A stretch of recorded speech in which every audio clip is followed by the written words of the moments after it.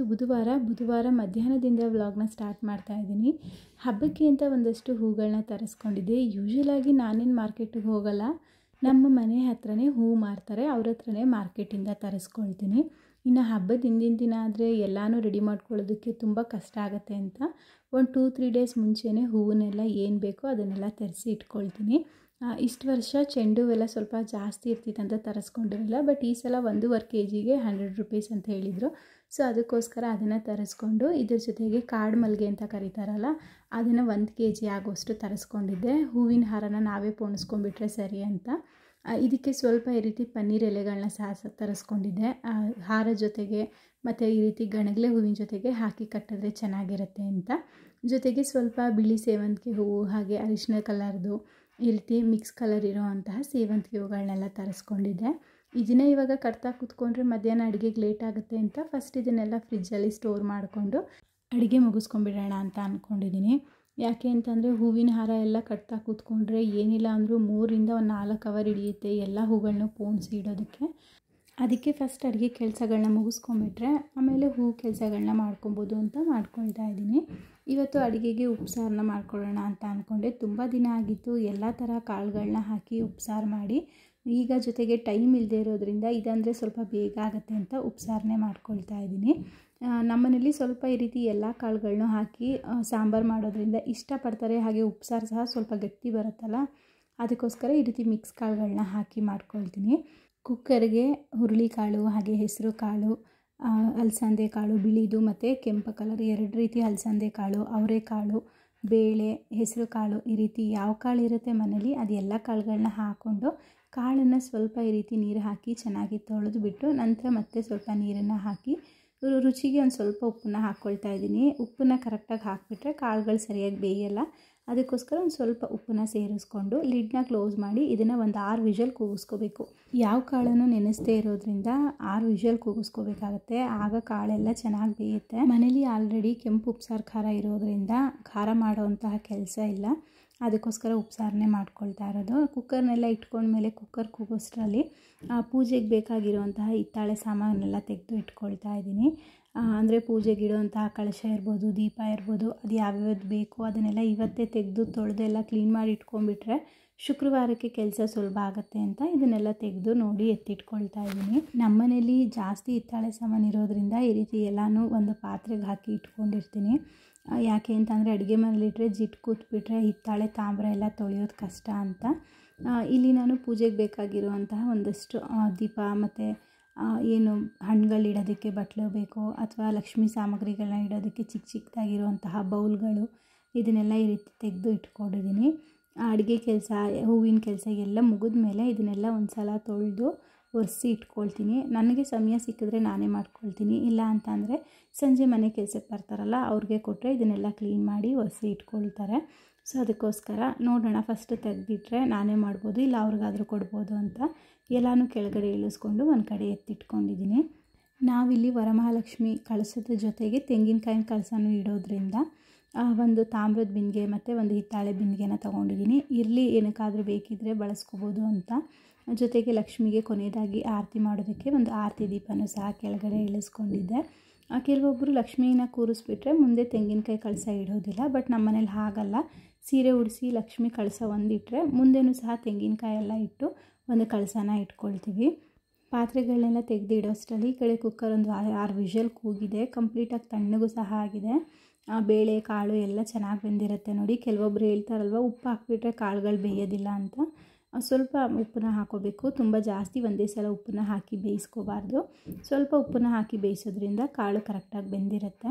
ಇದಕ್ಕೆ ಇವಾಗ ಒಂದು ಸ್ವಲ್ಪ ನೀರನ್ನು ಸೇರಿಸ್ಕೊಂಡು ಮತ್ತೆ ರುಚಿಗೆ ಎಷ್ಟು ಬೇಕಾಗುತ್ತೆ ಅಷ್ಟು ಉಪ್ಪನ್ನ ಹಾಕ್ಕೊಂಡು ಪಕ್ಕದ ಸ್ಟೌವಲ್ಲಿ ಇಟ್ಕೊಂಡು ಈ ಕಡೆ ಮುದ್ದೆ ಮಾಡ್ಕೊಳ್ತಾ ಇದ್ದೀನಿ. ಇನ್ನು ರಾತ್ರಿ ಅನ್ನನೇ ಸ್ವಲ್ಪ ಇದ್ದಿದ್ದರಿಂದ ಅನ್ನ ಮಾಡೋದಕ್ಕೂ ಏನೂ ಹೋಗಲಿಲ್ಲ. ನಮ್ಮ ಮನೇಲಿ ಮುದ್ದೆ ತಿಂದರೆ ಅನ್ನನ ಯಾರೂ ತಿನ್ನಲ್ಲ, ಅದಕ್ಕೆ ಇವತ್ತು ಬರೀ ಮುದ್ದೆ ಮಾತ್ರ ಮಾಡ್ಕೊಳ್ತಾ ಇದ್ದೀನಿ. ನೀರು ಕುದಿ ಬಂದಮೇಲೆ ರಾಗಿ ಹಿಟ್ಟನ್ನು ಹಾಕಿ ಒಂದು 5-10 ನಿಮಿಷ ಇದನ್ನು ಬೇಯಿಸ್ಕೋಬೇಕು. ಈ ಕಡೆ ಸಾಂಬಾರು ಸಹ ಒಂದು ಕುದಿ ಬಂದಾಗಿದೆ. ಸ್ಟವ್ನ ಆಫ್ ಮಾಡಿಕೊಂಡು ಈ ಕಡೆ ಮುದ್ದೆನೂ ಸಹ ಚೆನ್ನಾಗಿ ಬೆಂದ ಮೇಲೆ ಗಂಟುಗಳಿಲ್ಲಿರೋ ರೀತಿ ತಿರುಗಿಸ್ಕೋಬೇಕು.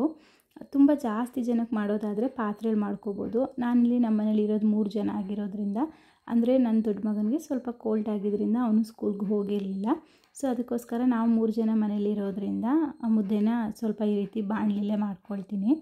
ನಾವು ರಾಗಿ ಹಿಟ್ಟಿಗೆ ಯಾವುದನ್ನು ಮಿಕ್ಸ್ ಮಾಡಲ್ಲ. ಅಂದರೆ ಮೆಂತ್ಯ ಅಥವಾ ಗೋಧಿ ಈ ಥರ ಕೆಲವೊಬ್ಬರು ಹಾಕಿ ರಾಗಿ ಹಿಟ್ಟನ್ನು ಮಾಡಿಸ್ಕೊಳ್ತಾರಲ್ಲ, ಆ ಥರ ಏನೂ ಮಾಡಲ್ಲ. ಬರೀ ರಾಗಿ ಹಿಟ್ಟು ಅಂದರೆ ರಾಗಿನ ಮಾತ್ರ ಬೀಸಿಸಿ ಈ ರೀತಿ ಪೌಡ್ರ್ ಮಾಡಿ ಇಟ್ಕೊಂಡು ಅದರಲ್ಲೇ ಮುದ್ದೆ ಮಾಡ್ಕೊಳ್ಳೋದು. ಮುದ್ದೆನ ಕಟ್ಟಿ ಬಿಸಿ ಬಿಸಿಯಾಗಿರುವಂತಹ ಕಾಳಿನ ಉಪ್ಸಾರು, ಹಾಗೆ ಮನೇಲಿ ಕೆಂಪು ಖಾರ ಆಲ್ರೆಡಿ ರೆಡಿ ಇತ್ತು. ಸೊ ಅದನ್ನು ಹಾಕ್ಕೊಂಡು ಮಧ್ಯಾಹ್ನದ ಊಟನ ಮಾಡ್ಕೊಂಡ್ವಿ. ಒಂದು ಹೆಲ್ದಿ ಆಗಿರುವಂತಹ, ಜೊತೆಗೆ ಈ ವಾತಾವರಣಕ್ಕೆ ಸ್ವಲ್ಪ ಇಷ್ಟು ಕೆಲಸ ಇರೋದಕ್ಕೆ ಹಬ್ಬಗಳಿಗೆ ಒಂದು ಎನರ್ಜಿ ಬೇಕಂದರೆ ಈ ರೀತಿ ಮುದ್ದೆ ಉಪ್ಸಾರನ್ನ ತಿಂದರೆ ಸ್ವಲ್ಪ ಎನರ್ಜಿನೂ ಜಾಸ್ತಿ ಇರುತ್ತೆ. ಹಾಗೆ ಹೊಟ್ಟೆನೂ ಸಹ ತುಂಬ ಬೇಗ ಹಶ್ವಾಗಲ್ಲ. ಊಟ ಎಲ್ಲ ಮುಗಿಸ್ಕೊಂಡ್ಮೇಲೆ ನಾನಿಲ್ಲಿ ಆನ್ಲೈನಿಂದ ಒಂದಷ್ಟು ಐಟಮ್ಗಳನ್ನ ತರಿಸ್ಕೊಂಡಿದ್ದೆ. ಇದನ್ನೆಲ್ಲ ತರಿಸ್ಕೊಂಡು ತುಂಬ ದಿನವೇ ಆಗೋಯಿತು. ಬಟ್ ಯಾವುದನ್ನು ಓಪನ್ ಮಾಡೋದಕ್ಕಾಗಲಿ ಅಥವಾ ಅದನ್ನು ವೀಡಿಯೋ ಮಾಡ್ಕೊಳ್ಳೋದಕ್ಕಾಗಲಿ ಟೈಮ್ ಇರಲಿಲ್ಲ ಅಂತ ಎಲ್ಲನೂ ಹಾಗೆ ಇಟ್ಟಿದ್ದೆ. ಅದರಲ್ಲಿ ಕೆಲವೊಂದನ್ನು ಮಾತ್ರ, ಅಂದರೆ ಇದೇನೋ ಸ್ವಲ್ಪ ಡ್ಯಾಮೇಜ್ ಇರ್ಬೋದು ಅಂತ ಡೌಟ್ ಇರೋದನ್ನು ಮಾತ್ರ ಸ್ವಲ್ಪ ಓಪನ್ ಮಾಡಿ ನೋಡಿಕೊಂಡು ಅದನ್ನೆಲ್ಲ ಚೆಕ್ ಮಾಡ್ಕೊಂಡಿದ್ದೆ ಅಷ್ಟೇ. ಸೊ ಇವತ್ತು ಇದನ್ನೆಲ್ಲ ಓಪನ್ ಮಾಡಿಕೊಂಡು ಹಬ್ಬದಷ್ಟರಲ್ಲಿಗೆ ಸ್ವಲ್ಪ ಮನೇನ ಬೇರೆ ರೀತಿಯಾಗಿ ಚೇಂಜ್ ಮಾಡ್ಕೊಳ್ಳೋಣ ಅಂತ ಇದನ್ನೆಲ್ಲ ಓಪನ್ ಮಾಡ್ತಾಯಿದ್ದೀನಿ.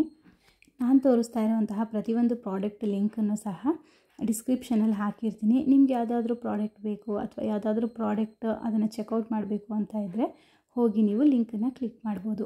ಫಸ್ಟು ಹೋಮ್ ಡೆಕೋರ್ ಐಟಮ್ ಬಂದು ಈ ರೀತಿ ಆರ್ಟಿಫಿಷಿಯಲ್ ಆಗಿರುವಂತಹ ಇಂಡೋರ್ ಪ್ಲ್ಯಾಂಟ್ಸ್. ಇದು ನೋಡೋದಕ್ಕಂತೂ ಸೇಮ್ ಇದು ನಿಜವಾದ ಗಿಡಗಳಂತಲೇ ಅನಿಸುತ್ತೆ. ಅದರಲ್ಲೂ ನಾನು ಅಂದ್ಕೊಂಡಿದ್ದೆ ಇದು ಪ್ಲಾಸ್ಟಿಕಲ್ಲಿ ಬರುತ್ತೆ ಅಂತ, ಬಟ್ ಇದು ಆ ಥರ ಅಲ್ಲ. ಸಿಲಿಕಾನ್ ಮೆಟೀರಿಯಲ್, ಅಂದರೆ ರಬ್ಬರ್ ರೀತಿಯಾಗಿದೆ ಪ್ಲ್ಯಾಂಟ್ಸ್. ಇದು ತುಂಬ ಫ್ಲೆಕ್ಸಿಬಲ್ ಆಗಿ ನಾವು ಯಾವ ಥರ ಟರ್ನ್ ಮಾಡ್ತೀವಿ ಆ ಥರ ಟರ್ನ್ ಆಗುತ್ತೆ. ನೋಡೋದಕ್ಕೂ ಸಹ ನಿಜವಾದ ಗಿಡಗಳ ಥರನೇ ಇದೆ. ಇದಂತೂ ನನಗೆ ತುಂಬಾ ಇಷ್ಟ ಆಯಿತು. ಇದ್ರ ಪ್ರೈಸ್ ಬಂದು 210 ಅಂತ ಅನಿಸುತ್ತೆ, 210 ರೂಪಾಯಿ ಇರ್ಬೋದು. ಅಂದರೆ ಸ್ವಲ್ಪ ಏರುಪೇರು ಆಗ್ತಾ ಇರುತ್ತಲ್ವ ಆನ್ಲೈನಲ್ಲಿ ಅಂತ ಅಂದರೆ. ಸೊ ಆ ರೀತಿ ಪ್ಯಾಕ್ ಆಫ್ 6 ಇರೋದನ್ನು ತರಿಸ್ಕೊಂಡಿದ್ದೆ. ಇನ್ನು ನೆಕ್ಸ್ಟ್ ಬಂದು ಈ ರೀತಿ ಒಂದು ಪ್ಲ್ಯಾಂಟನ್ನು ತರಿಸ್ಕೊಂಡಿದ್ದೆ. ಅಂದರೆ ಇದನ್ನೆಲ್ಲ ಟಿ ವಿ ಶೋಕೇಶ್ ಹತ್ರ ಅಥವಾ ಈ ರೀತಿ ಸ್ಕ್ರೀನ್ ಹತ್ರ ಎಲ್ಲ ಇಡೋದಕ್ಕೆ ಚೆನ್ನಾಗಿರುತ್ತೆ ಅಂತ ಈ ಲೆಂತಿಯಾಗಿರುವಂತಹ ಒಂದು ಆರ್ಟಿಫಿಷಿಯಲ್ ಲೀಫ್ ಇರುವಂತಹ ಪ್ಲ್ಯಾಂಟನ್ನು ತರಿಸ್ಕೊಂಡಿದ್ದೆ.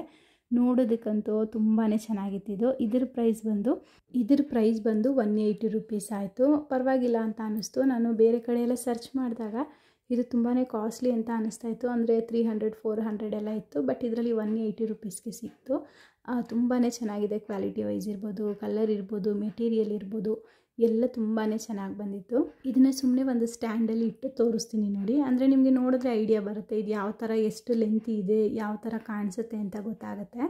ಈ ರೀತಿ ಸುಮ್ಮನೆ ಒಂದು ಸ್ಟ್ಯಾಂಡ್ ಮೇಲೆ ಇಟ್ಟು ತೋರಿಸ್ತಾ ಇದ್ದೀನಿ ಎಷ್ಟು ಲೆಂತಿಯಾಗಿದೆ ಅಂತ. ಇನ್ನು ನೆಕ್ಸ್ಟ್ ಪ್ರಾಡಕ್ಟ್ ಬಂದು ಒಂದು ಬುದ್ಧನ ತರಿಸ್ಕೊಂಡಿದ್ದೆ. ನನಗೆ ತುಂಬ ಆಸೆ ಇತ್ತು ಮನೇಲಿ ಬುದ್ಧ ಇಡಬೇಕಂತ. ಬಟ್ ಆ ಥರ ನನಗಿಷ್ಟ ಆಗೋ ಥರ ಎಲ್ಲೂ ಸಿಕ್ಕಿರಲಿಲ್ಲ. ಜೊತೆಗೆ ಇನ್ನೊಂದು ಏನಂದರೆ ಬೇರೆ ಕಡೆ ಸರ್ಚ್ ಮಾಡಿದಾಗ ಆನ್ಲೈನ್ಗಳಲ್ಲಿ 500-600 ಅಂತೆಲ್ಲ ಇತ್ತು. ಬಟ್ ಇದು ಬಂದು ಬುದ್ಧ ಜಸ್ಟ್ 110 ರುಪೀಸ್ ಅಷ್ಟೇ. ನೋಡೋದಕ್ಕೂ ಸಹ ತುಂಬಾ ಕ್ಯೂಟಾಗಿ ಫಿನಿಶಿಂಗ್ ಇರ್ಬೋದು ಅಥವಾ ಡಿಸೈನ್ ಇರ್ಬೋದು ಎಲ್ಲ ತುಂಬಾ ಚೆನ್ನಾಗಿ ಬಂದಿತ್ತು. ತುಂಬ ಸ್ಮಾಲ್ ಸೈಜ್ ಅಂತಲೂ ಇಲ್ಲ. ನಾನು ಕೈಯಲ್ಲಿ ಹಿಡ್ದಿರೋದು ನೋಡಿದ್ರೆ ನಿಮಗೆ ಗೊತ್ತಾಗ್ಬೋದು. ಮೀಡಿಯಮ್ ಆಗಿದೆ, ತುಂಬ ಚಿಕ್ಕದಾಗೂ ಇಲ್ಲ, ಹಾಗೆ ತುಂಬ ದೊಡ್ಡದಾಗೂ ಸಹ ಇಲ್ಲ. ಇದರಲ್ಲಿ ಬ್ಲ್ಯಾಕ್ ಕಲರ್ ಇರ್ಬೋದು, ಮರೂನ್ ಕಲರ್ ಇರ್ಬೋದು, ಇದೆಲ್ಲ ಇತ್ತು. ಬಟ್ ನನಗೆ ವೈಟ್ ಕಲರೇ ಬೇಕು ಅಂತ ವೈಟ್ ಕಲರ್ ಇರುವಂತಹ ಬುದ್ಧನ ತರಿಸ್ಕೊಂಡಿದ್ದೆ. ಇನ್ನು ನೆಕ್ಸ್ಟ್ ಇಲ್ಲಿ ತೋರಿಸ್ತಾ ಇರೋವಂಥದ್ದು ವುಡ್ಡನ್ ಟ್ರೇ. ಈ ವುಡ್ಡನ್ ಟ್ರೇ ಮಾತ್ರ ತೊಗೋಬೇಕಂತ ತುಂಬ ದಿನದಿಂದ ಅಂದ್ಕೊಳ್ತಾ ಇದ್ದೆ. ಫೈನಲಿ ಇವಾಗ ತೊಗೊಂಡೆ.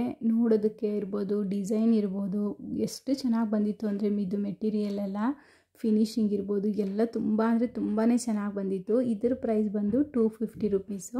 ಬಟ್ ಕ್ವಾಲಿಟಿ ಮಾತ್ರ ತುಂಬ ಚೆನ್ನಾಗಿದೆ. ಎಲ್ಲೂ ಸಹ ಕ್ರ್ಯಾಕ್ ಆಗಿರೋದಾಗಲಿ ಅಥವಾ ಫಿನಿಶಿಂಗ್ ಇಲ್ಲದೆ ಇರೋದಾಗಲಿ ಆ ಥರ ಎಲ್ಲ ಏನೂ ಇಲ್ಲ. ತುಂಬ ಚೆನ್ನಾಗಿ ಬಂದಿತ್ತು. ತುಂಬ ತೂಕನೂ ಸಹ ಇದೆ ಇದು. ಜೊತೆಗೆ ವುಡ್ಡನ್ ಆಗಿರೋದ್ರಿಂದ ಪಾಲಿಶ್ ಹಾಕಿದಾರಲ್ಲ ಅದೆಲ್ಲ ತುಂಬ ಚೆನ್ನಾಗಿ ಕಾಣಿಸ್ತಾ ಇತ್ತು. ಇದನ್ನು ಸರ್ವ್ ಮಾಡೋದಕ್ಕೆ ಮತ್ತು ಕಿಚನಲ್ಲಿ ಆಯಿಲ್ ಬಾಟಲೆಲ್ಲ ಇಡೋದಕ್ಕೆ ಇಟ್ಕೊಳ್ತಾರೆ. ನಾನಿಲ್ಲಿ ಹೋಮ್ ಡೆಕೋರಾಗಿ ಮಾಡ್ಕೊಳ್ಳೋಣ ಅಂತ ಇದನ್ನು ತರಿಸ್ಕೊಂಡಿದ್ದು. ನಾನು ತೋರಿಸ್ತಾ ಇರೋ ಇಷ್ಟು ಪ್ರಾಡಕ್ಟಲ್ಲಿ ನನಗೆ ತುಂಬ ಇಷ್ಟ ಆಗಿದಂತಹ ಪ್ರಾಡಕ್ಟ್ ಅಂದರೆ ಇದೆ. ಇನ್ನು ನೆಕ್ಸ್ಟ್ ಬಂದು ಒಂದು ವುಡ್ಡನ್ ಮಿನಿ ಟೇಬಲ್ನ ತರಿಸ್ಕೊಂಡಿದ್ದೆ. ಇದು ಬಂದು ನಾನು ನೋಡಿದ್ದು ಸ್ವಲ್ಪ ಲೆಂತಿ ಇತ್ತು, ಅಂದರೆ ಲೆಗ್ಗೆಲ್ಲ ಸ್ವಲ್ಪ ಉದ್ದ ಇತ್ತು. ಬಟ್ ನನಗೆ ರಿಸೀವ್ ಆದಾಗ ಸ್ವಲ್ಪ ಚಿಕ್ಕದು ಅಂತ ಅನ್ನಿಸ್ತು. ಆದರೆ ನಾನೇನು ರಿಟರ್ನ್ ಮಾಡೋದಕ್ಕೆ ಹೋಗಲಿಲ್ಲ. ಬಿಡು ಪರವಾಗಿಲ್ಲ, ಒಂದು ಸ್ವಲ್ಪ ಚಿಕ್ಕದಾಗಿದೆ, ಅದನ್ನು ಯಾಕೆ ರಿಟರ್ನ್ ಮಾಡೋದು ಅಂತೇನು ಮಾಡಲಿಲ್ಲ. ಬಟ್ ಪ್ರಾಡಕ್ಟ್ ಮಾತ್ರ ತುಂಬಾ ಚೆನ್ನಾಗಿತ್ತು. ಕ್ವಾಲಿಟಿ ಇರ್ಬೋದು ಅಥವಾ ಅದರದ್ದು ಕಲರ್ ಇರ್ಬೋದು ಇದೆಲ್ಲ ತುಂಬಾ ಚೆನ್ನಾಗಿ ಬಂದಿತ್ತು. ಅದಕ್ಕೋಸ್ಕರ ರಿಟರ್ನ್ ಏನು ಮಾಡಲಿಲ್ಲ. ಮೇಲ್ಗಡೆ ಸ್ಟ್ಯಾಂಡ್ ಬಂದು ಈ ರೀತಿಯಾಗಿ ವುಡ್ಡನಲ್ಲಿರುತ್ತೆ. ಹಿಂದ್ಗಡೆ ಈ ರೀತಿ 3 ಹೋಲ್ಗೆ ಅವ್ರು ಕೊಟ್ಟಿರುವಂತಹ ಈ 3 ಲೆಗ್ಗನ್ನ ಫಿಕ್ಸ್ ಮಾಡ್ಕೋಬೇಕು. ಇನ್ನು ಇದರ ಪ್ರೈಸ್ ಬಂದು 350 ರುಪೀಸ್ ಆಯಿತು. ಇದೇ ಪ್ರೈಸಲ್ಲಿ ಇನ್ನೂ ಚೆನ್ನಾಗಿರುವಂತಹ ಟೇಬಲ್ಗಳಿತ್ತು. ಬಟ್ ನನಗೇನಂದರೆ ನಾನು ಅಂದ್ಕೊಂಡಿರುವಂತಹ ಜಾಗದಲ್ಲಿ ಇಡಬೇಕಂದ್ರೆ ಅದೆಲ್ಲ ತುಂಬ ದೊಡ್ಡದಾಗ್ತಾಯಿತ್ತು. ಇದಂದರೆ ಸ್ವಲ್ಪ ಕರೆಕ್ಟಾಗಿ ಕೂರುತ್ತೆ ಅಳತೆ ಎಲ್ಲ ಅಂತ ಹೇಳ್ಬಿಟ್ಟು ಇದನ್ನು ತಗೊಂಡ್ವಿ.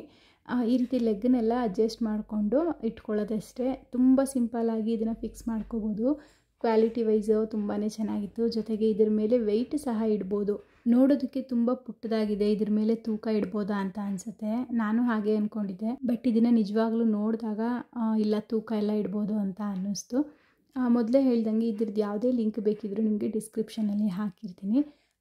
ಇಂಟ್ರೆಸ್ಟು ಟೈಮು ಅಥವಾ ನಿಮಗೂ ಈ ರೀತಿ ಪ್ರಾಡಕ್ಟ್ ಬೇಕು ಅಂದರೆ ಹೋಗಿ ನೀವು ಕ್ಲಿಕ್ ಮಾಡಿ ಬೈ ಮಾಡ್ಕೋಬೋದು. ಇನ್ನು ನಾನು ಅಂದ್ಕೊಂಡಿರೋ ಹಾಗೆ ಬಾಲ್ಕನಿನ ಸ್ವಲ್ಪ ಚೇಂಜ್ ಮಾಡೋದಕ್ಕೆ ಅಂತ ಈ ರೀತಿ ಒಂದು ಬಿಳಿ ಕಲ್ಲುಗಳನ್ನ ತರಿಸ್ಕೊಂಡಿದ್ದೆ. ಇದು 1 kg ಇರುವಂತಹ ಪ್ಯಾಕೆಟು. ಕ್ವಾಲಿಟಿ ಎಲ್ಲ ಚೆನ್ನಾಗೇ ಇತ್ತು. ಕಲ್ಲುಗಳು ಸಹ ಶೈನಾಗಿ ಚೆನ್ನಾಗಿ ಕಾಣಿಸ್ತಾ ಇತ್ತು. ಬಟ್ ಏನಂದರೆ ತುಂಬ ದಪ್ಪ ಅಂತ ಅನ್ನಿಸ್ತು ನೋಡೋದಕ್ಕೆ. ಚಿಕ್ಕದಾಗಿದ್ದರೆ ಚೆನ್ನಾಗಿರ್ತಿತ್ತು. ನಾನು ನೋಡಿದಂತಹ ಪೋಸ್ಟಲ್ಲಿ ಇದ್ದಿದ್ದು ಚಿಕ್ಕದಾಗಿರೋಂತಹ ಕಲ್ಲು. ಬಟ್ ನನಗೆ ಬಂದಿರೋದು ಎಲ್ಲ ಈ ರೀತಿ ದಪ್ಪ ಇರುವಂತಹ ಕಲ್ಲುಗಳೇ. ಸರಿ, ಇದನ್ನು ರಿಟರ್ನ್ ಆಪ್ಷನ್ ಇರಲಿಲ್ಲ, ಹಾಗಾಗಿ ಬಿಡು ಯೂಸ್ ಮಾಡ್ಕೊಂಡ್ರಾಯ್ತು ಅಂತ ಹಾಗೆ ಇಟ್ಕೊಂಡೆ. ಇದ್ರ ಜೊತೆಗೇ ಒಂದು ಸ್ವಲ್ಪ ಮಲ್ಟಿ ಕಲರ್ ಇರುವಂತಹ ಚಿಕ್ಕದಾಗಿರೋ ಕಲ್ಲುಗಳನ್ನ ಸಹ ತರಿಸ್ಕೊಂಡಿದ್ದೆ. ಇನ್ನು ಪಾಟನ್ನು ಸಹ ತರಿಸ್ಕೊಂಡಿದ್ದೆ. ಇದಂತೂ ಬೆಸ್ಟ್ ಅಂತಲೇ ಹೇಳ್ಬೋದು.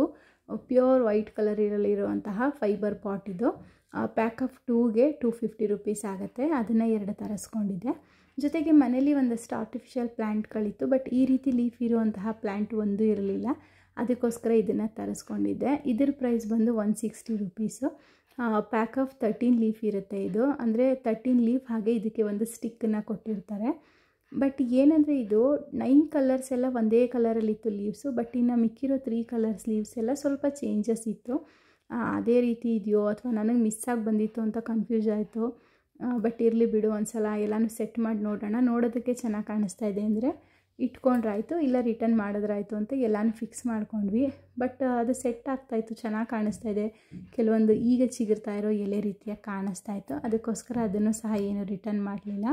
ಇನ್ನು ಇಷ್ಟು ಪ್ರಾಡಕ್ಟಲ್ಲಿ ಯಾವುದೂ ಸಹ ರಿಟರ್ನ್ ಮಾಡಲೇಬೇಕು ಅನ್ನೋಷ್ಟು ಕೆಟ್ಟದಾಗಿರುವಂತಹ ಪ್ರಾಡಕ್ಟ್ ಯಾವುದು ಬಂದಿರಲಿಲ್ಲ. ಪ್ಯಾಕಿಂಗ್ ಇರ್ಬೋದು, ಕ್ವಾಲಿಟಿ ಇರ್ಬೋದು, ಮೆಟೀರಿಯಲ್ ಇರ್ಬೋದು, ಎಲ್ಲ ತುಂಬ ಚೆನ್ನಾಗಿ ಬಂದಿತ್ತು.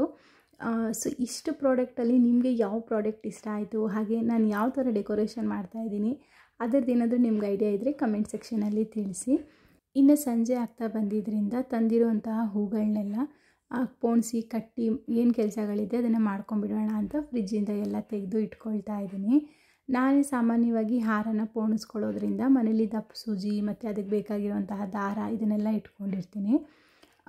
ಹೂವಿನ ಹಾರ ತರಬೇಕು ಅಂತ ಅಂದರೆ ಏನಿಲ್ಲ ಅಂದರೂ ಒಂದು 400 ರೂಪಾಯಿಂದ 200 ರೂಪಾಯಿ ಆಗುತ್ತೆ. ಈ ರೀತಿ ಕಾಡು ಮಲ್ಲಿಗೆ ಹಾರ ಬೇಕಂದರೆ ಅದಕ್ಕೆ 1 kg ಆಗುವಷ್ಟು ಕಾಡು ಮಲ್ಲಿಗೆ ಪ್ಯಾಕೆಟನ್ನು ತರಿಸ್ಕೊಂಡ್ಬಿಟ್ಟಿದ್ದೆ. 1 kgಲಿ ಈ ರೀತಿ 2 ಹಾರ ಆಯಿತು ನನಗೆ. ದೇವರ ಮನೆಗೆ ಒಂದು, ಹಾಗೆ ಲಕ್ಷ್ಮಿಗೆ ಹಾಕೋದಕ್ಕೆ ಒಂದಂತ ಈ ರೀತಿ ಪನ್ನೀರ್ ಎಲೆ ರೋಸ್ಗಳನ್ನೆಲ್ಲ ಹಾಕಿ ಹಾರನ ಮಾಡ್ಕೊಂಡಿದ್ದೆ. ನಾವೇನು ಹಾರ ಪೋಣಿಸೋದ್ರಲ್ಲಿ ಎಕ್ಸ್ಪರ್ಟ್ ಅಲ್ವಾ, ಅಪರೂಪಕ್ಕೊಮ್ಮೆ ಈ ರೀತಿ ಪೋಣಿಸೋದಲ್ಲ. ಅದಕ್ಕೋಸ್ಕರ ಒಂದು ಹಾರ ಪೋಣಿಸೋದಕ್ಕೆ ನನಗೆ 1 ರಿಂದ 1.5 ಗಂಟೆ ಟೈಮ್ ಹಿಡೀತು. ಈ ರೀತಿಯಾಗಿ ಪೋಣಿಸ್ಕೊಂಡು ಕೆಳಗಡೆ ಸ್ವಲ್ಪ ಕುಚ್ಚು ರೀತಿ ಹಾಕ್ಕೊಂಡ್ರೆ ನೋಡೋದಕ್ಕೆ ಚೆನ್ನಾಗಿ ಕಾಣಿಸುತ್ತೆ ಅಂತ ಹಾಕ್ಕೊಳ್ತಾ ಇದ್ದೀನಿ. 2 ಹಾರದ ಜೊತೆಗೆ ಇನ್ನೊಂದಷ್ಟು ಹೂಗಳೆಲ್ಲ ಮಿಕ್ಕಿತ್ತು. ಅದಕ್ಕೆ ಸ್ವಲ್ಪ ದೀಪಕ್ಕೆ ಬೇಕಾಗುವಂತಹ ಹೂಗಳನ್ನೆಲ್ಲ ಹಾಕಿ ಪೋಣಿಸಿ ಇಟ್ಕೊಂಡಿದ್ದೀನಿ. ಪನ್ನೀರ್ ಎಲೆ ಹಾಕಿರೋದ್ರಿಂದ ಹಾರ ತುಂಬಾ ಚೆನ್ನಾಗಿ ಕಾಣಿಸ್ತಾ ಇತ್ತು. ಜೊತೆಗೆ ಘಮನೂ ಸಹ ಚೆನ್ನಾಗಿ ಬರ್ತಾಯಿತ್ತು. ನಾನು ಪೋಣಿಸಿರುವಂತಹ ಈ ಹಾರ ಯಾವ ಥರ ಇದೆ ಅಂತ ಕಮೆಂಟಲ್ಲಿ ತಿಳಿಸಿ. ಇನ್ನು ಹಾರ ಎಲ್ಲ ಪೋಣಿಸ್ಕೊಂಡ್ಮೇಲೆ ನನ್ನ ಹಸ್ಬೆಂಡ್ ಒಂದಷ್ಟು ಚೆಂಡು ಹೂಗಳು ಹಾಗೆ ಸೇವಂತಿಗೆ ಹೂವೆಲ್ಲ ಇತ್ತಲ್ಲ ಅದನ್ನೆಲ್ಲ ಅವರು ಪೋಣಿಸ್ತಾ ಕೂತ್ಕೊಂಡ್ರು. ನಮಗೆ ಈ ಹೂ ಪೋಣಿಸಿ ಮುಗಿಸೋಷ್ಟರಲ್ಲೇ ಸಂಜೆ ಒಂದು 7 ರಿಂದ 7:15 ಆಗೋಯಿತು ಟೈಮು. ಇನ್ನು ಪ್ರತಿ ವರ್ಷ ದೀಪಕ್ಕೆ ಅಂತ ಮಿಕ್ಕಿರುವಂತಹ ಕಾಡು ಮಲ್ಲಿಗೆಲಿ ಮತ್ತು ಗುಲಾಬಿಲಿ ಈ ರೀತಿ ಒಂದು ಹೂವನ್ನು ಮಾಡ್ಕೊಳ್ತೀನಿ. ಹೂ ದೀಪಕ್ಕೆ ಕರೆಕ್ಟಾಗಿ ಕೂರುತ್ತಾ ಅಂತ ಅಳತೆ ಎಲ್ಲ ನೋಡಿಕೊಂಡು ಪೋಣಿಸ್ಕೊಳ್ತೀನಿ. ನನಗೆ ದೀಪಕ್ಕೆ ಈ ರೀತಿ ಹಾಕೋದಂದರೆ ತುಂಬ ಇಷ್ಟ ಆಗುತ್ತೆ. ಅದಕ್ಕೋಸ್ಕರ ಯಾವಾಗಲೂ 2 ಜೊತೆ ದೀಪಕ್ಕೆ ಈ ರೀತಿ ಪೋಣಿಸಿ ಇಟ್ಕೊಳ್ತೀನಿ. ಈ ರೀತಿ ದೀಪಕ್ಕೆ ಅಲಂಕಾರ ಮಾಡೋದ್ರಿಂದ ದೀಪ ಸ್ವಲ್ಪ ಹೈಲೈಟಾಗಿ ಕಾಣುತ್ತೆ ಅಂತ ಪ್ರತಿ ವರ್ಷ ಈ ಥರ ಪೋಣಿಸಿ ಇಟ್ಕೊಳ್ತೀನಿ. ಇನ್ನು ಸೇವಂತಿಗೆ ಹೂವೆಲ್ಲ ಸ್ವಲ್ಪ ಜಾಸ್ತಿನೇ ಇದ್ದಿದ್ದರಿಂದ ಒಂದು ಸೇವಂತಿಗೆ ಮತ್ತು ಇನ್ನೊಂದು ಪಿಂಕ್ ಕಲರ್ ಸೇವಂತಿಗೆ ಈ ರೀತಿ ಹಾಕಿ ಪೋಣಿಸ್ಕೊಂಡ್ವಿ.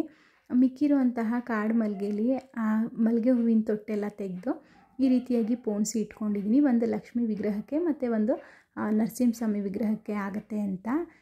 ಈ ರೀತಿ ಪೋಣಿಸ್ಕೊಂಡು ಲಕ್ಷ್ಮಿಗೆ ಹಾಕೋದ್ರಿಂದ ಮುತ್ತಿನ ಸರ ಪೋಣಿಸ್ದಾಗಿರುತ್ತೆ. ಅದಕ್ಕೋಸ್ಕರ ಮಿಕ್ಕಿರುವಂತಹ ಕಾಡು ಮಲ್ಲಿಗೆಯಲ್ಲಿ ಈ ರೀತಿ ಪೋಣಿಸಿ ಇಟ್ಕೊಳ್ತೀನಿ. ಇನ್ನು ಹೂವನ್ನೆಲ್ಲ ಕಟ್ಟಿ ಪೋಣಿಸಿ ಮುಗಿಸಿದ ಮೇಲೆ ಇದನ್ನೆಲ್ಲ ಒಂದು ಕವರ್ಗೆ ಹಾಕಿ ಫ್ರಿಜ್ಜಲ್ಲಿ ಇಡೋದಕ್ಕೆ ಇಟ್ಕೊಳ್ತಾ ಇದ್ದೀನಿ. 2 ಕವರ್ಗೆ ಹಾಕಿ ಇಟ್ಕೊಂಡ್ರೆ ಹೂವನ್ನು ಒಂದು 3 ದಿನ 4 ದಿನ ಸ್ಟೋರ್ ಮಾಡ್ಕೋಬೋದು. ಈಗ ಸ್ವಲ್ಪ ಮಳೆ ಮತ್ತು ಚಳಿ ಇರೋದ್ರಿಂದ ಹೂವೆಲ್ಲ ಫ್ರಿಜ್ಜಲ್ಲಿ ತುಂಬ ಬೇಗ ಕೋಲ್ಡಾಗಿ ಹೊರಟೋಗ್ಬಿಡುತ್ತೆ ಅಂತ ಅನ್ನೋರು ಈ ರೀತಿ 2 ಕವರ್ಗೆ ಹಾಕಿ ಇಟ್ಕೋಬೋದು.